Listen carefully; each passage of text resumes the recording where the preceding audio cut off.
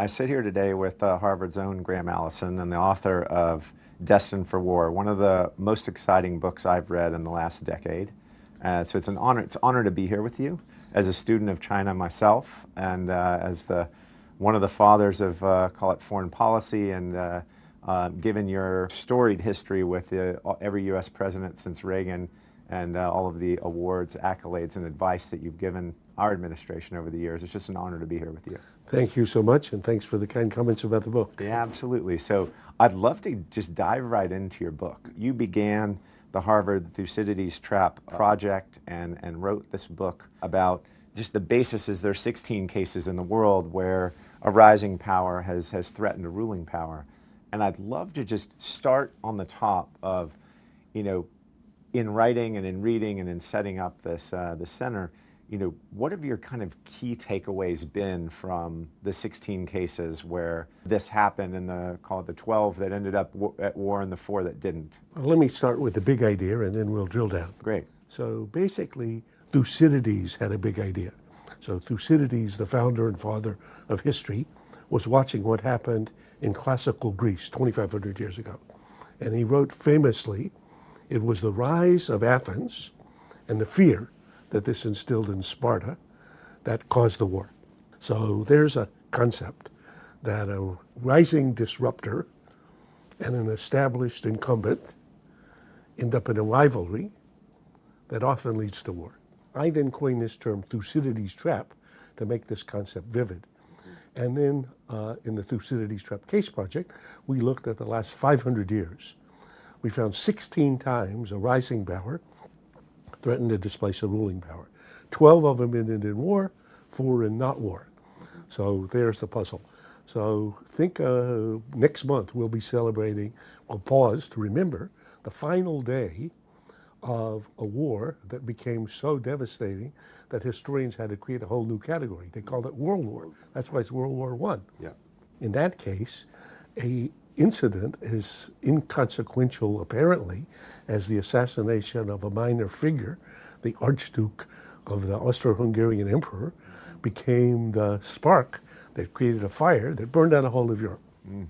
Yeah. So in this series of cases, each one is interestingly different, but as Henry Kissinger has said, there's a lens here for piercing through the noise and news of the day to get the underlying dynamic, what's happening in relations between a rising China and a ruling U.S. Americans are accustomed to being at the top of every pecking order for 100 years. I mean, we call it the American century. So the whole very idea of another country that would be as big and strong as the U.S., or maybe even bigger or stronger, that strikes many Americans as an affront to who we are. That's right. So in this dynamic, as Thucydides describes, you get a rising power syndrome in which I'm bigger, I'm stronger, I deserve more say, I deserve more sway. The current arrangements were put in place before I ever got here. Think of Uber and the taxi industry, or think of Google and everybody. Yeah. So wait a minute, so we're going to change the rules. Or and the rules were made before you showed up. They were made before he showed up. They didn't take account of my interests. So I'm not really about you. I'm just about expressing myself. Mm-hmm. And these constraints seem to be constraining me. So they have to be adjusted. And the ruling power, again in this syndrome, looks and says, wait a minute, what the hell is going on? Mm-hmm. Who created the environment in which you ever got to emerge? Who provided the framework? This is not simply the status quo. This is the good order, and you should take your place in it. Yeah. Become a responsible stakeholder. And in almost every one of these cases, the rising power thinks the ruling power is unreasonable, the ruling power thinks, right? Then you get a multiplication of misunderstandings. A third party's action becomes a provocation, like the assassination of an archduke. Or as you, one link leads to the other. Book, potentially North Korea. North Korea, Taiwan. Hong Taiwan's Kong, a very good candidate. Hong Kong is interesting.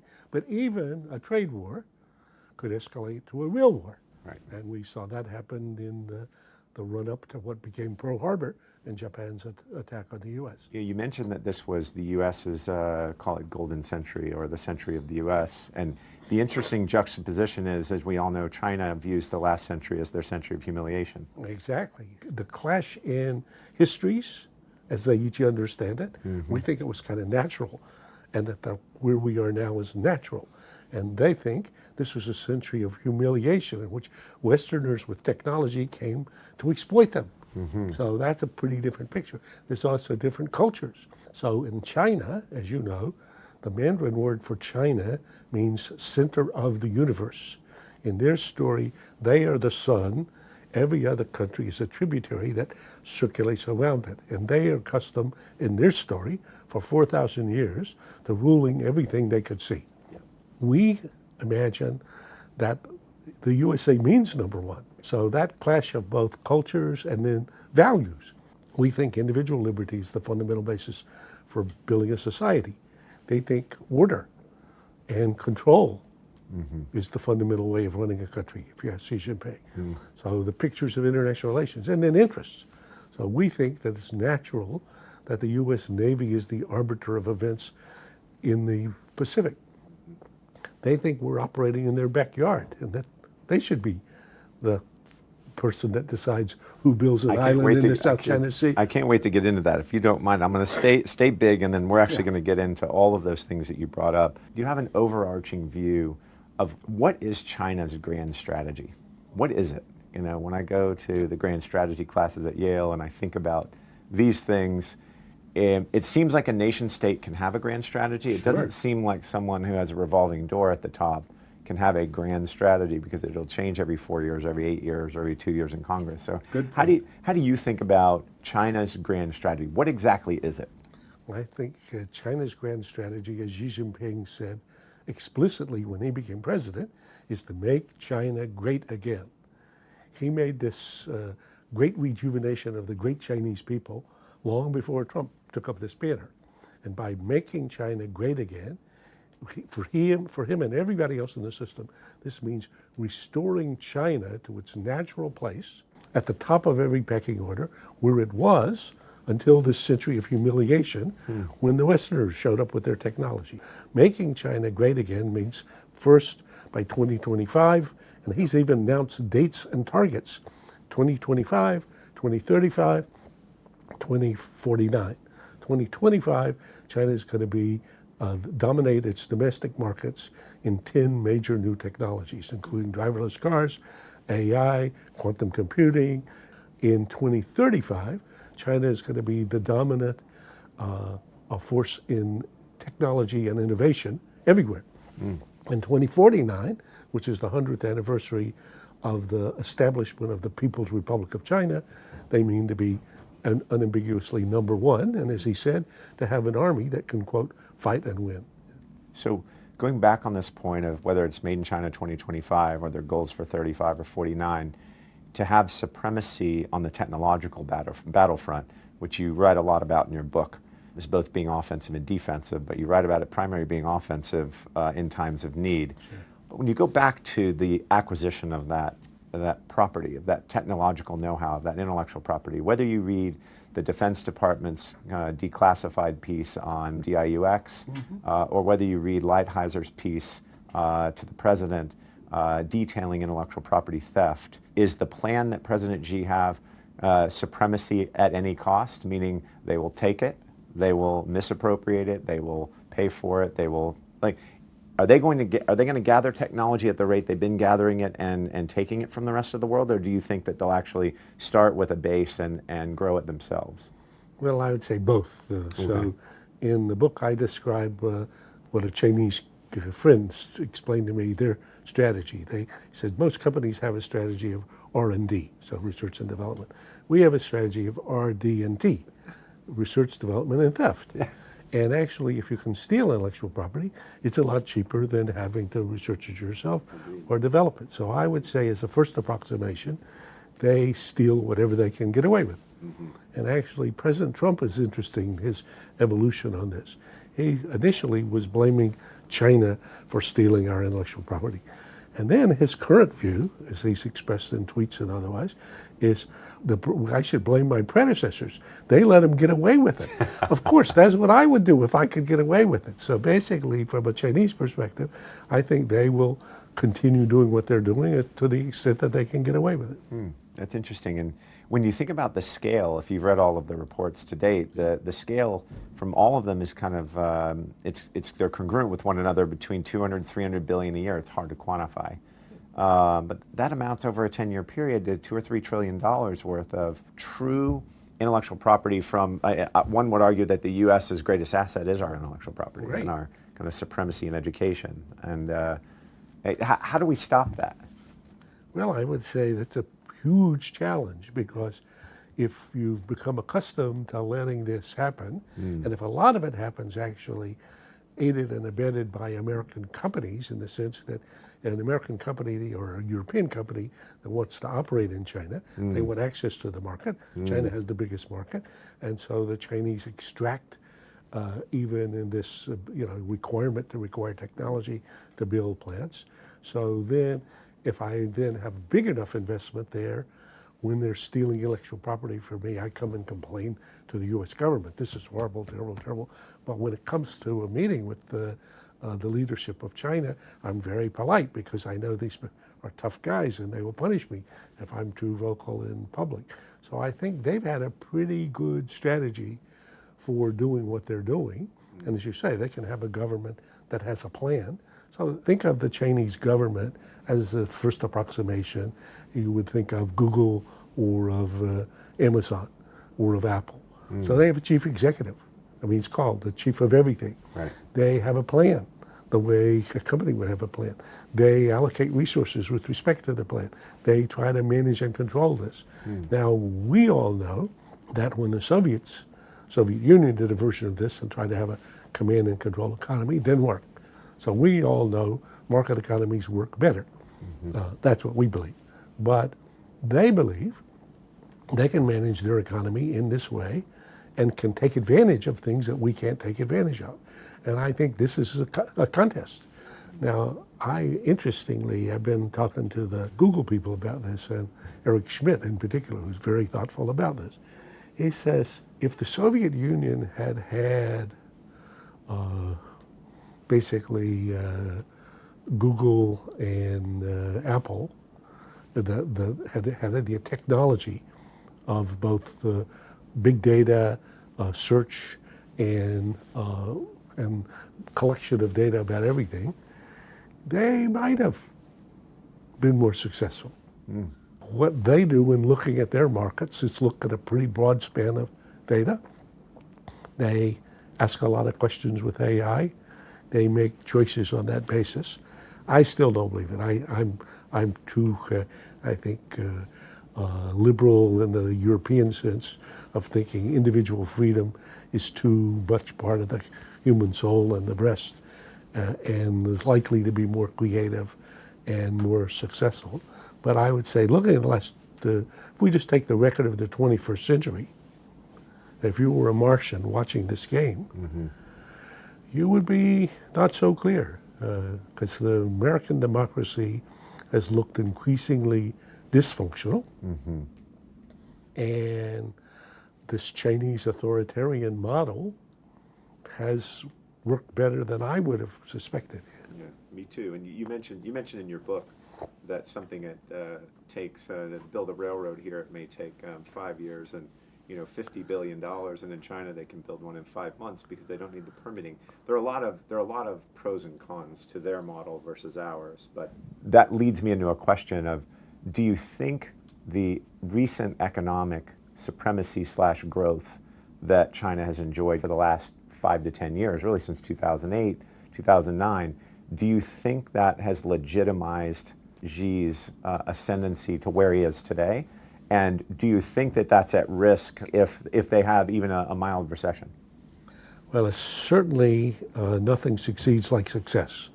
So, and Xi, who was also, and his key associate, Liu He, who's the person who's in charge of the economic activity and the American trade current relationship have been part of what was happening even since 2008. Right. So just as you said. So as they look at their spectacular success since 2008 relative to everybody else, 40% of all the growth in the world, in the whole world, since 2008 has happened in only one country, China. So this thing, this is out of sight. Yep. I mean, it's literally out of sight. We've never seen anything like this in the historical record before. So from the perspective of Chinese, this just sounds like, okay, these guys, I don't know, they seem to know how to run the bus. The bus is working fine. I don't necessarily agree with this or that they're doing. I don't like somebody coming and telling me whether, I'm socially reliable by watching my social media accounts and spying on me all the time. But if all this is working fine, you can keep driving the bus. I don't so know. if but I'm saying that's the current differential to success. Right. But if they, to your question, if they should falter, so there should be a serious decline in their performance, or maybe even a crisis economically, then the legitimacy that's based on your driving the bus so successfully has just been eliminated. So, and in that case, right now you can see Xi Jinping and the regime have decided just to be comfortable and be safe, and maybe even to strengthen it, we need a second leg to stand on. So the second leg is nationalism. So nationalism is, you can now be prouder to be a Chinese, and you see this in your life dealing with Chinese. They say, I'm standing a little taller, I'm feeling a little better. Right. I don't need to kowtow quite to the extent that I used to do. So Chinese are feeling more nationalistic and more proud to be Chinese, and they should, to look and see what they've accomplished. But if the economic piece were going badly, and so they had to rely on the nationalist leg to stand on, and if things go badly, I don't blame my management of my economy, I blame you. I externalize. That's another sort of dynamic that Thucydides would describe for the rising power who now was faltering, trying to deal with the ruling power, not by declaring war. So this, in the Thucydides story, neither the rising power nor the ruling power wants a war. Neither declares a war. What happens is somebody else does something, and then I feel obliged to respond to it. So let's imagine if the Chinese economy faltered, and she's trying to justify nationalism, and the Taiwanese discovering that the mainland is not doing so well, want to be more independent. There's a devil's cocktail, because we're committed to helping the Taiwan, not to fight for them necessarily, but to helping them. But if China were to try to seize Taiwan, or to basically paralyze it, which it could militarily by just bracketing it with missile tests like they did in 1996, either we come to their defense, or Taiwan has to submit. For a nationalist Chinese, the reunification of this rebellious province would be a huge win. So if you could deliver that, you could get reelected. Yeah, which would be somewhat of a fulfillment of Admiral Liu's, First Island chain plan. Exactly, exactly. When we go back to the economics of the situation, what's interesting about China is they've grown their GDP in RMB terms by 1,000% over 10 years. By 500% over 10 years. They've grown their debts by 1,000%. And so they believe it's sustainable. We believe it's unsustainable. And I think the question, which you know a lot more about than I do, so this I'm listening and studying, and I've been looking at this. So the question of what level of debt an entity can sustain is a very interesting question. So for a long time, I mean, if you think of it from a company's point of view, let's take, for example, Elon Musk. So I have a company that never earned a profit for a year. And I'm sustaining how much debt? A huge amount. So you and I would say that's reckless, or I would say, I mean, it at least would make me very nervous. So I think that they believe, because they have more instruments of control, and because most of the debt is internal, that they can manage a level of debt that historically other economies would find unmanageable. Whether that's true or not, I don't know.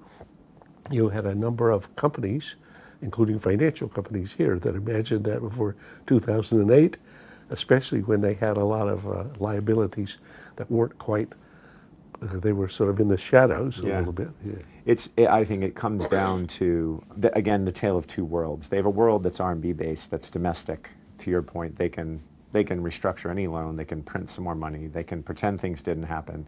The trees can fall in the woods and we won't hear them to a certain extent. But then their apparatus to trade with the rest of the world is in dollars, euros, or yen. No one will take RMB as a settlement currency. So China represents 15% of global GDP, but less than 1% of global trade settles in RMB internationally. So they need dollars, euros and yen, but mostly dollars. And that positive current account that they used to run, which is now negative, gave them an additional supply of dollars every year. So whether it's financial investment flows, Chinese corporate borrowing, or trade benefiting them, those are all three inflow avenues for dollars. One of those is turned to an outflow. We'll see the rest, but Chinese corporate borrowing's gone to about $1.2 trillion in dollar terms in just the last 4 years. So they've hit this point where they still need to borrow more and more and more dollars. So to your point, it's not all internal anymore. It's now external. Interesting. And but who knows how long that takes? Yes. Just current account negativity is a problem. But we're here to talk about you. Let's talk about in chapter 7. You alluded to this kind of difference in values, difference in cultures as being one of the key issues. And you said Thucydides said, our efforts have no equivalence among people who do not share our values. In your book, you use that quote. There are enormous contrasts between China and the U.S. What do you see as kind of the tinder, or the places where this fire could get started, and the differences in our cultural values? We have completely different cultural values, and what do you think the top 3 are? So for Americans, liberty is the foundation. Liberty for individuals, rights the Bill for of the Rights. person.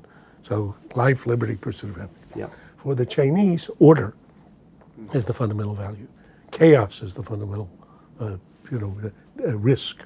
So a culture that's built on order and which abuses the rights of people, especially ones thought to be dangerous for order, is an affront to Americans. Poor Uyghurs in Xinjiang who were locked up in basically prisons and whatever. So you've got a value component there at that level. Secondly, the image of who you are. So the Chinese image, as I said before, of who they are, is we are the center of the universe. The emperor is the top of the pyramid. Yeah. Everybody else relates to him by kowtowing. That means they bend submit. Yeah. So that's who we are. Americans believe that who we are is number one. Some think that we're in our endowment. Some think we had this forever. Some think it was by hard work. But in any case, it's become, our identity. And then third, in terms of what happens internationally, the American story is we have been the provider of an international order, and especially an Asian order, that actually has enabled the Asian miracles all over Asia. So we've provided basically the economic and security framework that has enabled Japan and then Singapore and then ultimately China. Nobody more than this is the most peaceful, prosperous experience Asia has had in all of its history. So we think that's a good way for things to be, and that's the way things should remain. They think the U.S. Navy should no longer be patrolling the seas in their area. As I say in the book, one of the Chinese PLA Navy admirals said to me, China sees, China sees. He says, look at your map. What's the name of this body of water? It's called the South China Sea. It's not called the American Sea. So why the U.S. Navy there? Look at this other here, East China Sea. This is not called, open sea. This is called the China Sea for some reason. So their perception of this is the same as Teddy Roosevelt's perception of what was happening in the Caribbean. Exactly right. As I try to explain. So now you can see how these differences in kind of cultures and values and interests set up a dynamic that when you have the power shift going on in the rise versus rule rivalry, leave both hugely vulnerable to external actions that nobody wanted. So nobody in the U.S. wants Taiwan to do something dramatic, or don't want North Korea to do something provocative. But we don't control Kim Jong-un. Right. We don't control events in Taiwan. And in the economic realm, we know that when things get started, I mean, you could see in Trump's tweet in response to China's retaliation for his latest rounds of sanctions, he's now blaming them more and making it a challenge to himself. So again, this adds another element to this competition, which then creates risk. And so, I don't want to get too political at all. And but I must ask this question because it's a question more on the balance of power and trade. Every president in the last 25 years has says they're going to get tough on China, but no one's done it. Right. So Trump is not someone I voted for. Right. He's not a friend of mine. However, in foreign policy land and in the land of economic foreign policy, I agree with almost everything he's done. And so I'm wondering how you think about, forget about his tweets, Right. and how he gets there. Yeah. But what he's done in re-leveling the playing field, is that something you approve of, or is that something you would do differently? So it's complicated, but I would say that the recognition that just accepting the way things were and have been for the last 25 years, which each successive president has ultimately done, with a theory or vision that said, as China becomes richer, it'll become more like us. Yeah. So it'll become wealthier, it'll become more democratic. Yeah. Then it'll take its place as a responsible stakeholder. So there was a theory of the case. And that theory of the case was the theory of the case for the U.S. government to try to encourage China's growth. And that theory of the case was also the dominant theory for leaders of global finance and leaders of global production. So if I were running a major international company, I've been trying to integrate supply chains with China, because this is all part of the story that we all get richer together, and this makes China more democratic, and then they'll be more like us, and then they'll be more peaceful. So I had a good story. That story has looked worse and worse over some period of time, but it's very hard to go from this picture of how I'm relating to you and trying to encourage you to grow, and then I look up and wake up and decide, whoa, wait a minute, this is when you were a small dragon that I was being friendly to, that was almost like a pet. Now this dragon is as big as I am. I mean, what the hell happened? So you can look in the Secretary Mattis's new national military strategy is even breathless at some stage, in which it's just looking, saying, what? And as one of my Chinese friends said, he said, wait a minute, we haven't been hiding. The fact that many Americans have had their heads stuck in the sands of the Middle East fighting wars for the 21st century, that's not our fault. That's what you've been doing. We haven't been hiding. Here we've just been growing, trying to realize our hope to have wealthier citizens, have a better country, bigger sons. So Trump is reflecting this wake-up that's occurring about the fact that, lo and behold, there is a country that's emerged, and it is rivaling us in many dimensions, and its behavior is unacceptable. So then the question of how to deal with that. And I think I would say, in the recognition of the problem, I think the Trump administration has done a good job, or doing a good job, in trying to figure out a strategy for adjusting the relationship without falling into Thucydides' trap. There's the rub. I've been since the last 15 months since the book was published, basically pursuing avidly in China every month, and in Washington every week, and here in Cambridge and everywhere else I can, the question how to escape Thucydides' trap without giving up anything vital for either the U.S. or for China. So from the American point of view, we are not about to cede to China the dominant position in the world and give up the idea that we play a very special role. So that's not going to happen. And from the Chinese point of view, they want to keep growing and making China greater. So can those two things happen in the same world? To which the answer is, I hope so. Because they sound mutually exclusive to me. I don't think they are. Okay. So I think that, but I think being inventive about what would constitute a strategy for fundamentally adjusting the economic relationship so that it would be fair rules, fairly observed and fairly guaranteed. Now, even there, if from an American point of view, because I'm a very red-blooded American, so I look at this and I think, I still like the idea that we should be the biggest economy in the world. Mm-hmm. So that's what I would like. And then I look at it and I say, but there's 4 times as many Chinese as we are. So if they're only 1/4 as productive as we are, they're going to have an economy as big as ours.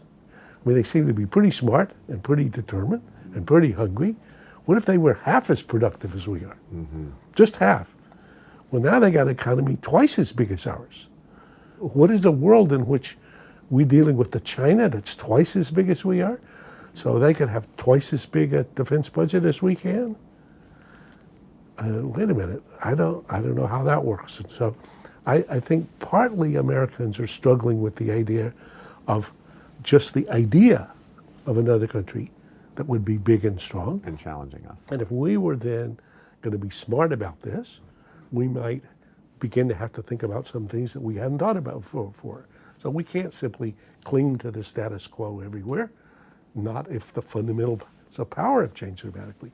We may have to understand our alliances are more important than we thought, because if you're now twice as big as I am, if I have 2 other guys here that are about my size, now we have 3 to 2. Well, Japan and South Korea and Australia and maybe in principle India, depending on what should happen there. So I think we're in a period where what's needed is a lot more inventiveness about how to make this relationship work over the year, decade, 25 years, where from our perspective, a system which is party-led authoritarian, as society gets wealthier, I don't think so. I would say that's going to become stressful, just because I believe in every breast there's somebody yearning to be free.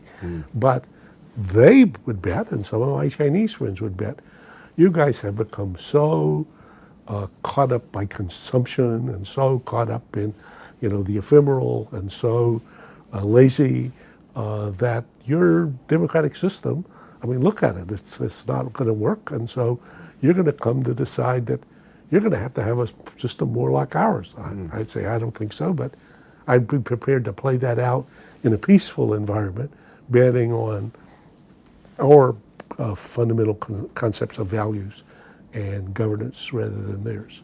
So when I read your book, and I think everybody that reads it, reads the title, reads the full text cover to cover, and we come away thinking there is some percentage probability that Graham Allison thinks could take us to war, and there's some percentage probability that he takes that say we may not. We may get into these 4 areas of peace. If you were to give me the probability of war after all the work you've done and after all the thought you've put to it, what is that probability? If you put it into a number for me. Well, it's very hard to do and I'm schizophrenic about it, so I don't really have a single number, so let me just describe. Is it better than half?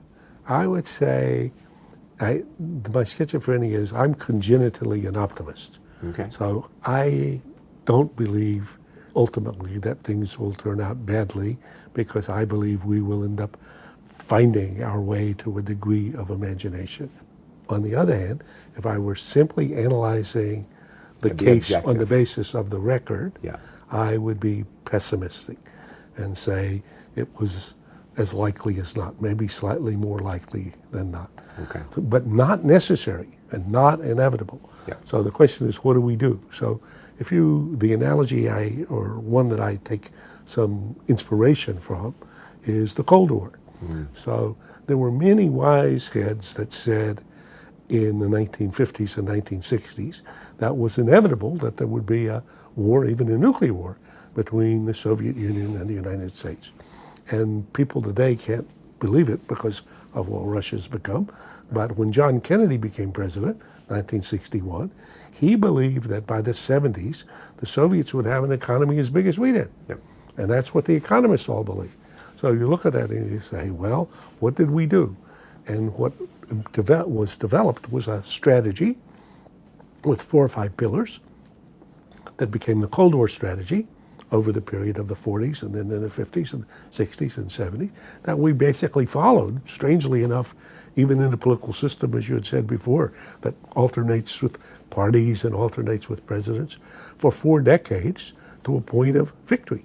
In the Cold War strategy, the key pillars of it each included initiatives that seemed slightly crazy or naive or unrealistic when people first suggested them.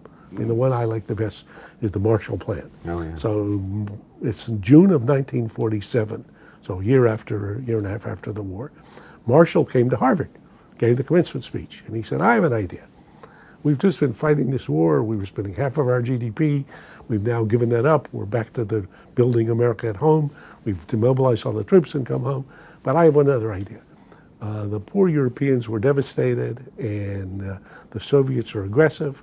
We should tax ourselves 1.5% of GDP a year for the next several years and send the money to Europe and help rebuild countries like Germany and Italy, whose guys were just killing us like 2 years ago. Right. Nobody said that was a good idea. Most people said, what? You know, nobody's going to be in favor of this. But lo and behold, great leadership from Truman and from Vandenberg, who was the Republican chair of the Senate Armed Services Committee, and people in the society managed, and lo and behold, by 1948, we were doing this. So you look at this and say, what would be like that today? Could people become imaginative about some things maybe the U.S. and China could do together? So, unfortunately, I have a nuanced view of that exact period of time in U.S. history where we had just, well, number one, we'd won the war. Right. Right? And both sides deficit spent going into the war, right? That 1946 was the U.S.'s highest level of debt we've ever had. GDP was about 106%. You know, to the victor went the spoils, right, and to the loser went defeat and default, right? And so when we talk about importing that idea to today, I shudder to think about it because we had eliminated the productive capacity of almost 2 continents, right? And we ran trade surpluses with every single trading partner in 1946. We did. We ran positive trade surplus with everyone. And the Marshall Plan helped us do so. Right. And World War II killed about 3% of the world's population. And so when I think about what could we do today to kind of get into a Marshall Plan scenario? No, I'm not proposing a Marshall Plan. No, I know. You're saying a collective project to build things. If you thought about that idea in June of 1947, the idea that Americans are exhausted after a war and need to work on the domestic agenda. Truman actually at the time thought that the most important thing was to have health care. So now somebody says, I have an idea, let's pay taxes to send money to foreigners, even though it was part of this whole picture. It was just politically, people would say, you're insane. They're not going to, nobody's going to. That's a good point. So I don't think, my idea is not we should have a Marshall Plan now. An idea equally radical, another radical idea was NATO. So NATO, George Washington and every other president said, beware entangling alliances. You get into an alliance with these Europeans and they'll drag you into a war you don't want to go in. In NATO, we made a commitment in Article 5 that an attack on one of these Europeans is an attack on us. I know. Well, what? And Japan. What? Okay, you would say that's crazy. That turned out to be a brilliant idea and was part of the success of the Cold War strategy. So I just say the fact that I think we need to be thinking of and considering ideas that when you first say them or hear them, They're You radical. just say that's radical or unrealistic That's a good point. or not feasible. And so that's what we need a surge of imagination in this space. And I think actually people in the economic and financial domain may turn out to be more imaginative about this than people in the national security establishment, because there's a tendency to kind of stick with the things we know and do that we're very, comfortable with. And I think sticking with the comfortable past and holding to the status quo is clearly infeasible. I mean, another It's what line, got us to where we are today. yeah, absolutely. And I think so Henry Kissinger taught me this, this is my old professor many, many years ago. He said, really in the end, our core strategy is to overwhelm problems, this is internationally, overwhelm problems with resources. And in 1945-50, we have half the world's GDP. That's right. Into the Cold War, we have 25% of the world's GDP. Today, we have 14% of the world's GDP. So a party with 14%, or in 5 years, 12%, doesn't have the market power to deal with problems by simply overwhelming them with resources. So you have to be smarter. Okay, so that means changing a lot of stuff that we do in radical ways. And I think for Americans, this will be as painful as it will be in this interaction with the Chinese. Interesting. And when you talk about potential war scenarios, I'm taking you to kind of chapter 8 of your book, where you say kind of from here to war. A lot of the things you put in there were extremely provocative to me. I typically study the financial markets and the historical culture, but haven't really thought about the kinetic side of things. And some of those scenarios that you talk about, especially with cyber, are fascinating in this day and age. So would you talk about this use it or lose it kind of ideology that you mentioned in chapter 8, where you talk about the various edifices of our cyber facilities, and that one becomes functionally irrelevant if it's used in the second place. So you talk about that idea and some of the ideas you have with a possible run-in of ships, or how you think something kinetically could go wrong. So there's two elements in the chapter. One is what's the incident that gets things started, and then the second is why does it escalate? And the cyber is particularly relevant in the escalation stage. So let's just imagine if I were picking the most likely in the current scene, there are two, Taiwan and North Korea. But there are 5 different scenarios in that. If I take the Taiwan case, so basically China is becoming more authoritarian and controlled. Taiwan, which every Chinese believes, is a renegade province of China, and which I never have met a Chinese who wouldn't fight to keep Taiwan. So even though the guys in Taiwan are not calling up Beijing to ask what they can do, they're living in this little bit of pretend land. Do the Chinese visit Taiwan very often? Yeah, they do, and they've been. I mean, initially they were trying to seduce them. So many of the businesses there are run by people who also have a second family in China. The whole thing is very complicated, and have facilities that operate there. So it's an artificial environment now. So basically, but if you're Taiwanese, you're accustomed to being relatively free as a person. I mean, as free as somebody in South Korea.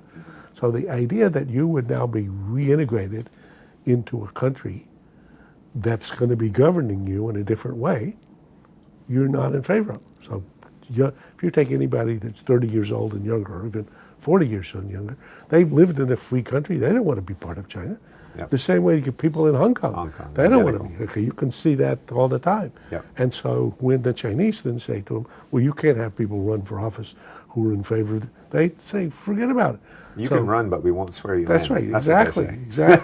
So the Taiwanese, for whatever reason, go off the way they were in 1996. Again, you won't remember most people, but in 1996, the Taiwanese were making a move towards independence. China responded by missile tests that bracketed the island, which therefore made it impossible for anybody to bring a ship to supply. Because they're an island. Ultimately, they depend on ships coming. So in 1996, I was in the Pentagon at the time. Clinton decided we would move 2 carriers up to basically force them to back down. We did. They backed down. They were humiliated. And they immediately began building a missile force on land that would be able to sink our carriers, which they've done very successfully. Yep. So now, if that same incident should occur, we would be worrying, can we bring a carrier up to help defend Taiwan? And if we did, it could easily be sunk by one of these missiles. So now, imagine that's the way the game gets started. So now they've sunk a carrier. 5,000 people died. Okay? Yeah. That's a big event. So now you're the president. What do you do? So the Defense Department would say our policy calls on destroying all the missiles that could do that again. Yep. That means attacking the Chinese mainland. So now you're attacking facilities in China. So then I'm not going to leave your homeland alone if I'm playing the Chinese hand if you're bombing my homeland. Right. So I can either try to reach something all the way to San Diego, or I can simply in cyber go and cut off your electrical grid. Yeah. And you say, wait a minute, whoa, what's happening? So there's no electricity in the Northeast. So I then respond against your cyber capabilities, because if I don't, you're going to make it impossible for me to do so. So one thing leads to the other, and historically, that kind of escalation ladder has ultimately ended in a full-scale war that the two parties didn't imagine that they wanted, but neither could stand down at any stage of that process. Well, you introduced this concept of escalating to de-escalate as well. So Right. how could that work? Well, if we've started down this path, and you're playing the American hand, I'm playing the Chinese hand. So if I'm trying to remind you how vulnerable your whole society is, suppose I say, okay, look, why don't I just close down your financial markets for a day? Right. Just for a day. And then you can explain whether there was an accident or make whatever story up you want. I'm not going to tell I did it. Right. I'm just letting you know I can. I'll call you up and tell you, watch and see what happens tomorrow. And I hope this doesn't go any further. And so that's called escalating. So I've gone pretty far up the ladder. And then you could look and say, well, gee, can I close the Chinese financial markets? Well, that then depends on the state of the offenses and the defenses for the two sides. And cyber is moving at such a pace. And another great accelerant is space. So basically, all of the American forces depend on satellites for both observing what's going on, for targeting, for communication. Right. All those satellites are big, fat, juicy targets. So they're not hard to shoot out of the sky. And so there's an event going on in the Taiwan Straits, and all of a sudden I'm playing the Chinese hand, and I just say, I take out your satellites, and you look and you think, whoa, I can't even see what's going on. I'm having trouble having my ships to communicate with each other. I can't target things. That's probably a place where you want to stop, we hope, if I'm playing the Chinese hand. Or you may say, wait a minute, you're not getting away with that. Right. So again, one thing can lead to the other. Yeah, it's really provocative, and I suggest anyone that hasn't read your book, they should read it and reread it. And I'm going to conclude with one last question. Is China our friend? That's a great question. So there was I was in China in April for a session with chief executives and the China Development Forum. There was a session called China Friend, Rival, or Adversary? And I said the answer is yes. So basically, in some domains, China is our friend. In some domains, China is our rival. In some domains, China is our adversary. And conceptually, getting our head around that, for Americans, many people in the strategic community, I need to just know one or the other. In the current strategic conversation, and this is across the policy spectrum and across the political spectrum, especially in Washington, there's this sea change going on. So China used to be our friend and partner. So up until the end of the Obama administration, if you look at official documents, when you describe China, it's called our partner or strategic partner. If you look today at all the documents, they're called our adversary, and even in the Defense Department, our enemy. So there's just been this flip. And the impact of that in every space, whether it's, okay, so therefore an investment in American technology is by an enemy or adversary. So I better, a supply chain that is dependent upon, that's on my enemy or adversary, provided by the Chinese economic performance. Before, did we want it to be better or worse? We were thinking better is better because it was going to make them more blah, blah, blah. Now, I would say in Washington, they would prefer it to be worse. So, and the Chinese are just kind of getting it, thinking, wait a minute, what in the world happened? You know, we were friendly for Obama and then for Bush and for Clinton, and you know, people said bad words right before the election, but they didn't. Now they're thinking, whoa, have these people, you know, basically done a backflip?